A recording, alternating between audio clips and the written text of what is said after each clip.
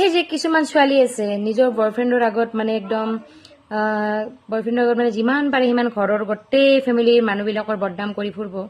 তাৰে পিছত থাকে ঠিকে থাকাক লাগি মানে কেনেকুৱা আৰু তাইয়ে ভাল, গোটেই ঘৰখনৰ মানুহবিলাক বেয়া, মানে ৰিলেটিভৰ বায়েক ভনীয়েক বা যিকোনো আৰু ফেমিলিৰ মানুহখিনি চবেই বেয়া, তাইয়ে ভাল।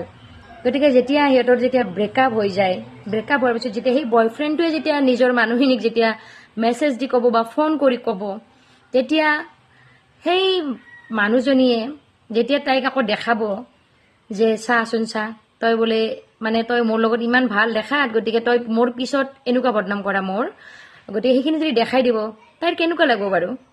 আপোনালোকে কমেণ্ট কৰি জনাবচোন। এনেকুৱা কৰাটো ভাল নে বেয়া? এনেকৈ বদনাম কৰিব লাগেনে? মানে কিয় মই ভাবি নাপাওঁ, কিয় বদনাম কৰে? মানে বিয়া নহওঁতে এইবিলাক, আৰে বিয়া হোৱাৰ পিছত যি কোৱা কৈ থাক ভাই, মানে কেনেকুৱা যে দেখায়। কিন্তু যেতিয়া সেই মানুহটো গম পাব যে মই সেই মানুহ বদনাম কৰা মানুহজনে গম পাইছে বুলি, তাক যেতিয়া প্ৰমাণ সহকাৰে দেখাই দিব, তেতিয়া তাইৰ কেনেকুৱা লাগিব? নিজকে কিমান সৰু যেন লাগিব, বা নিজে কেনেকৈ সেই মানুহজনৰ চকুক চকু চাই কথা ক'ব যে যিজন মানুহৰ বদনাম কৰিছিল। গতিকে আপোনালোকে কমেণ্ট কৰি জনাবচোন, এইবিলাক কৰাটো ভাল নে বেয়া?